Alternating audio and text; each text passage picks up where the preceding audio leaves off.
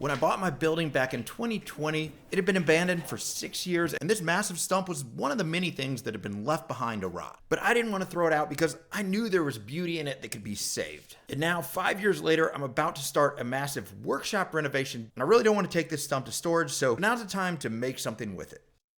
Now, the general idea, and very general here because we're kind of going to be winging it as we go with this build, is to cut the stump into 2 parts with the chainsaw here. Now, some of you who are observant might notice a little issue here in that the stump is about 38 inches in diameter, and the chainsaw I'm using is only got a 14-inch blade, so even going all the way around, we're not going to be able to go all the way through. But I was banking on the fact that the stump was really, really rotted in the middle, and as you'll see in a moment, I bet right on this one. There we go. Rotted core came right out.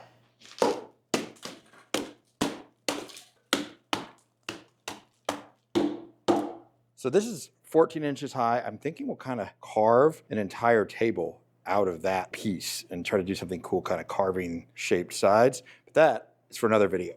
This piece of crap from the end, I hope we can try to save a table out of this. What we're gonna do is just try to clean it up, remove as much of the rotted wood as we can, and then see if we've got enough left to make a table with.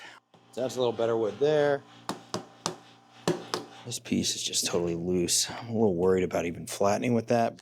After thinking about it a bit more, I decided that putting the cookie slab onto the CNC to flatten it with that chunk kind of loose was just a really bad idea. So I decided to try and use resin in the cracks to hold that piece in place. This was trickier than it sounds though, because the wood was so rough, it was hard to seal with tape, and I knew I was probably gonna get leaks. I was just kind of hoping enough of the resin wouldn't leak out and would stay there to solidify it. Oh, it's definitely spilling a little bit. While the resin was curing, I decided to test out one concept I had for the table design. So I had this idea of coating the edges, the live edges, with resin-infused sand. Got this little old piece of wood here. We go with like an orange pigment. Yeah, we definitely don't want any more than that. Just try to pack it on the sides and just kind of mold it. And there's definitely some shaping that you could do.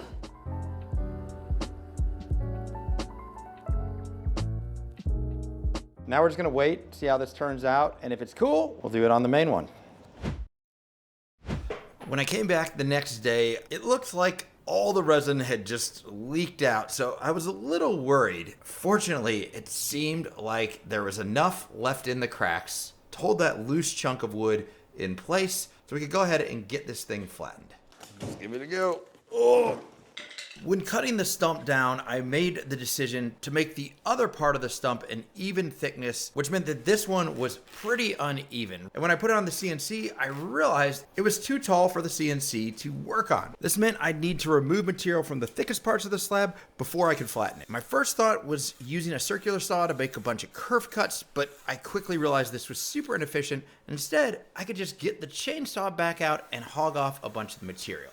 It definitely would have been easier to do this when it was on its side earlier, but hindsight is 20/20.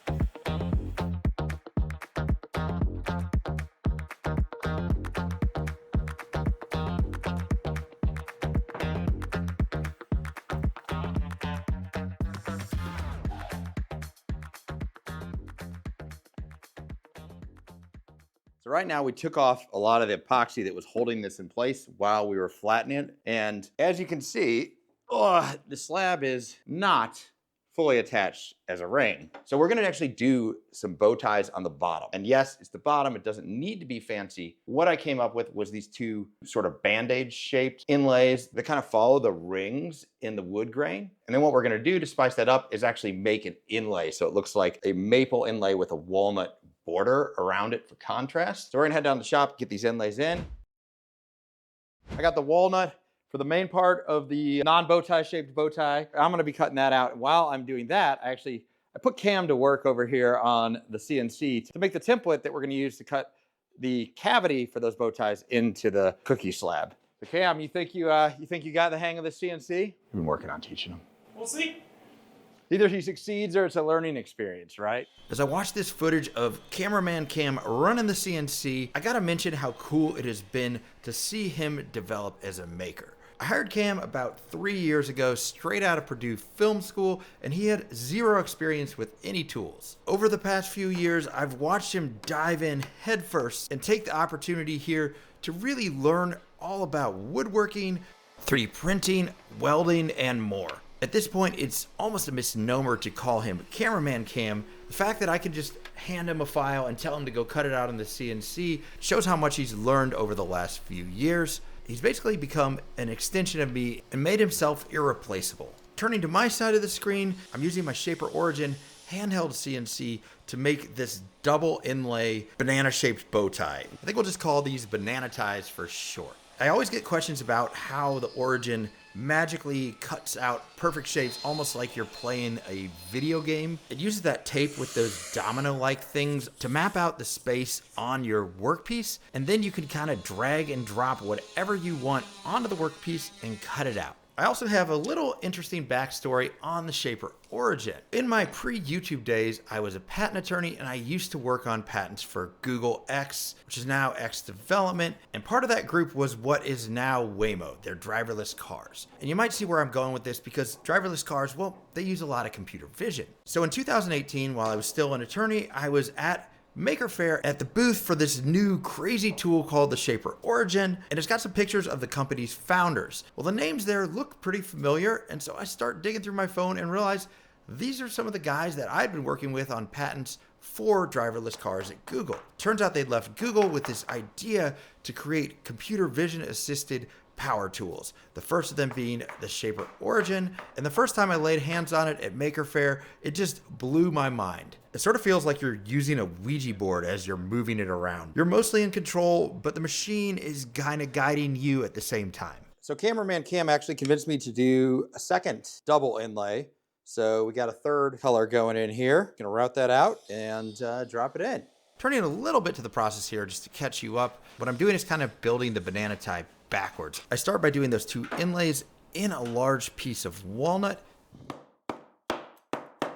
and then come back and cut out the banana tie from the walnut with those inlays already in place. It's also worth noting that while the Shaper Origin is amazing, user errors are still possible if you're not paying attention. I dropped the router bit onto the wrong line and accidentally made a little hole right in the middle of the banana tie. Fortunately, the fix was pretty easy because I could just use the Origin to cut a little 1/4 inch dowel from the wood right by where I was doing the banana tie so it matched perfectly, and then hammer that into the hole to patch it up. And after a little bit of sanding, you could barely even tell that I made the mistake.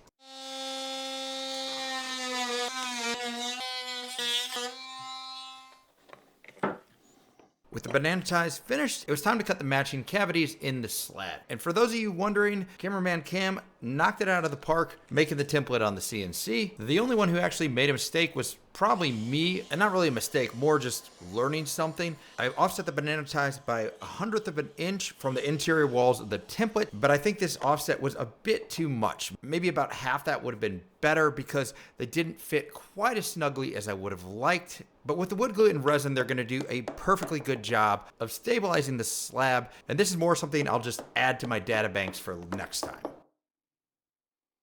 Before we go further, a quick word from this video's amazing sponsor, LMNT. LMNT is an electrolyte drink mix that tastes great without any sugar, artificial coloring, gluten, or other fillers. And this time I want to share a story about how LMNT has improved the life of someone that I care deeply about, my sister, Ellen. About 15 years ago, Ellen had an accident and fell from a staircase that wasn't up to code. She suffered a traumatic brain injury that was so severe, it took weeks for her to learn how to talk again. Now, fortunately, Ellen has recovered and is able to live life to the fullest, but there are some lingering effects from the injury, and I'm gonna bring her on to talk about that. Hey, Michael. Yeah, so ever since the accident, my body's ability to hold on to sodium has been diminished, which at its best leads to brain fog, and at its worst, I actually had a seizure a few years ago. So maintaining proper sodium levels is really, really important to me. I've tried a lot of supplements at this point, and LMNT is by far my favorite. I'm actually kind of obsessed. And just so we're clear here, you actually started drinking LMNT before I started working with them, before I even knew who they were, right? Oh yeah, I first started taking LMNT daily about 2 years ago. It helps me maintain my sodium levels and I could just live a normal life. Thanks for coming on and being willing to share something. I know this is a personal story for all of us, but particularly you. You're welcome. So clearly I am beyond grateful that my sister is with us and leading a productive life. In fact, she just started her own YouTube channel about all things related to wine. And I'm so excited to see what she does with that. Now, as for LMNT, what does this story mean for you? Electrolytes have two primary purposes: regulating the fluid balance and conducting nerve impulses and other cellular communications. The latter means that proper sodium levels are essential for cognitive functioning in everyone. And where is it really important for nerve impulses to be conducted? Yep, your brain. Electrolytes are essential for proper cognitive function in everyone. If you have low sodium, that can lead to brain fog and headaches. So drinking LMNT daily can prevent these issues and boost your productivity. And at night, LMNT can also help improve your sleep. Low sodium levels can lead to increases in cortisol and adrenaline, which interferes with your sleep patterns. So if you've been having trouble sleeping or suffering from brain fog, the solution could be as simple as drinking LMNT daily. After all, a growing body of research indicates that optimal health outcomes occur at sodium levels 2 to 3 times what the government currently recommends. This means a lot of us aren't getting enough sodium in our diet, and that's where LMNT comes in. And beyond all the health benefits, it just tastes great. The orange and raspberry flavors are my favorite, but they've got a ton for everyone's taste, and new chocolate flavors that can be served hot or with milk in the cold winter months. Right now, my subscribers can get a free LMNT sample pack, and this is good for new and returning customers. Now, the free sample pack isn't available to the general public, just through my link in the description or the QR code on screen. So do your health a favor and go check out LMNT for yourself. As always, when you support a brand that supports the channel, you're supporting the content you see here. So thank you in advance for that. And thanks to LMNT for sponsoring this video. Now, let's get back to it. Now we can actually figure out what we want to do with this thing. Off camera, I taped up the bottom here so that we can stabilize the smaller cracks that are still issues and problematic. We can stabilize those with some resin, because even though it's a solid piece, it's still not the most stable. First thing, before we even fill these cracks, because it's kind of like spongy, rotted wood in places, I'm actually going to give the whole thing on top here a coat of some penetrating epoxy. Then after the penetrating goes in, we'll fill the cracks with some high performance epoxy, lots of resin. But I'm starting to see the beauty in this rotted piece of wood. It's one step at a time, but we'll get there. I woke up excited because I thought it was finally the day that I was gonna get to fill in the cavity in the middle of the cookie. And that definitely is gonna be the star of the show with this one. But as I was cleaning up the resin, I realized we weren't quite there yet. It was one of those situations where, despite wanting to charge ahead, I needed to take a deep breath and do things the right way. So I just removed all the tape, and it looks like there's still a lot of cracks that basically didn't go through to what's going to be the top. I think that these cracks really could, because they're significant enough all the way around here, they could really affect the structural integrity of the wood. And so I think we really are just going to have to do one more resin pour here to fill the voids in the bottom of the table before we take it to the CNC and flatten it all out. I'm going to fast forward through that step, fill in all those voids, do that off camera. We'll come back and we'll pick the video up when I'm done. All right, got the resin all dried on this side. So now we're going to take it into the CNC, flatten it out.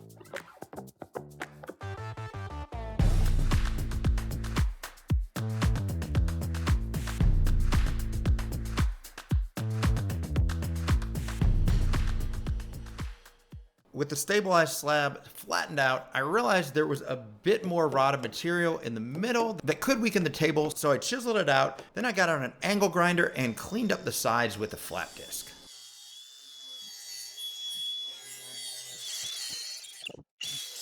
With the edges cleaned up, it's finally time to figure out what we're gonna fill the middle void in this stump with. So we headed back to the front of the shop to check out the results of the resin-infused sand bark test that we started earlier. What's it gonna look like?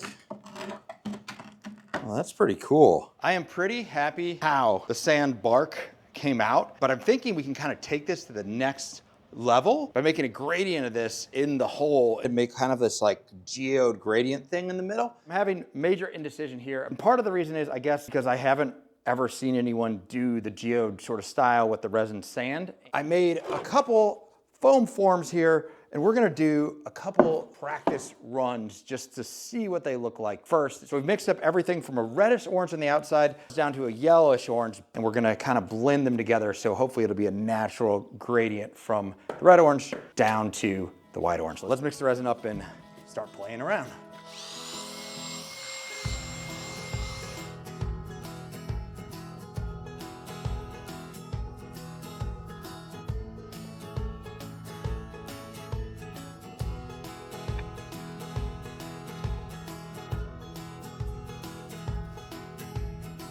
To get the sunburst what I wanted, I should have compacted it above instead of below. A few moments later. This isn't working. What's in my head is not happening. Sometimes the things that look good in your brain look like dookie in real life, and this looks like dookie. So the resin sand is cured, and results are, well, as I suspected, not great. And the problem is that in order to blend those layers so it's a more gradual change of color, you kind of got to screed them or blend them together. So you have to have that on top. And when you do that, you end up with this rough surface like this, which I don't think looks great in this context. Now, the side that was casted against the melamine, I do love the look of the sand resin there. It's a really nice surface. But the problem is because you're casting it upside down against the melamine, you've got no control over what this pattern looked like. You can't see it. So you're just kind of guessing, and you can't really control or blend it. So while this is kind of cool here, don't think this is what I want for this table. As for this other experiment you see here, I didn't show this on camera, but I was just kind of trying to see what happened if we actually used more resin and kind of suspended it there, kind of going for a cat's eye effect. And this looks pretty cool, but it doesn't really look like sand. It's not really what I want for this table. Now, as we saw earlier, the bark I think did come out pretty cool, especially if I can kind of control it and make it an even thickness all the way around. But for the current table, I don't think we want to do the bark, because in order to match everything, we'd have to do the geode in the middle, and I don't think the geode looks good. So we're gonna save that for a future project, I think probably with the other side of the stump, because it's less rotted, so we don't need to worry about it. But as for this one, well, I've got another idea. It's later in the evening, and we are changing paths on this table. For this one, we're gonna do a translucent black resin pour, but we don't wanna do a normal resin pour. I've got one of these stumps of this crazy swamp wood here. We're gonna embed that into the resin itself to create the base of the table. And then you'll see this cool flower-like pattern in the actual resin top. So without further ado, we're gonna get this all sealed up and ready to do a big resin pour. And while this design with the stump embedded in the resin is a bit less out there, I still think there are enough unique features in this table to set it apart from the sea of resin tables out there. I think seeing that flower petal stump base through the resin will be really cool, and I plan to polish the translucent black epoxy so that it gives the appearance of tinted glass. I'm hoping that, combined with having those banana ties on the top of the table, will make this table a true conversation piece.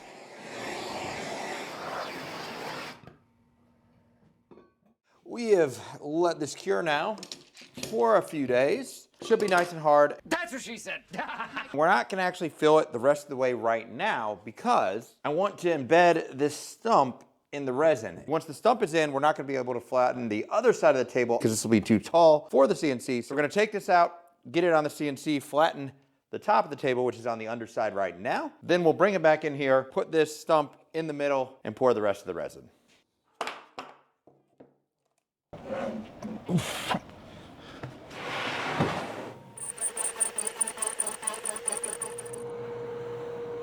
With the top flattened out, it was time to embed the stump in the resin. And just to be clear, because I realized I was talking about a stump and we've got two stumps here. So among its many names, I guess this is also a stump inception table. And of course, since the resin is cured, I had to sand it down to provide some texture for the new layer of resin to bind to. And as far as positioning the stump in the middle, since the big cookie is nowhere close to a perfect circle, I just kind of had to get above it and beside it and just look at it to make sure that the stump looked good to the eyes, basically centered from all angles.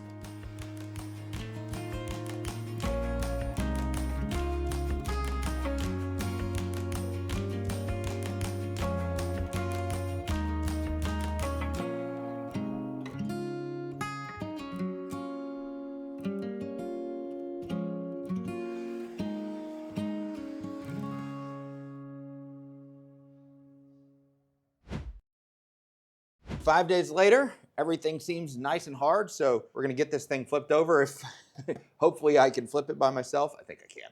Only one way to find out. Okay, it's doable. Ugh. And let's see how it stands on its own. That's gonna be a question. A little weak there. It's not rocking too much. So.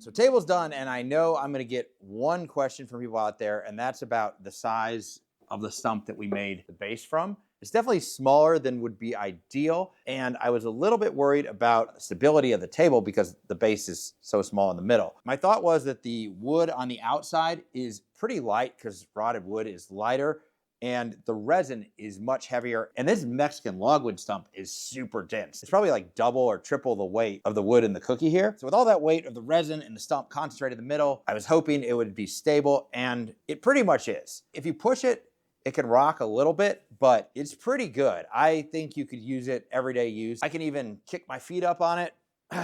No problems there. So I'm gonna say good enough for this one. The gamble paid off. So without further ado, let's cue the beauty shots. Make sure you sub and bell. If you enjoyed this one, we got the other half of the stump coming, and we're gonna be starting the workshop renovation downstairs soon. So lots of good stuff coming. Thanks to all you guys for watching, supporting the channel. It means so much to me. That's it for this time. I'll see you guys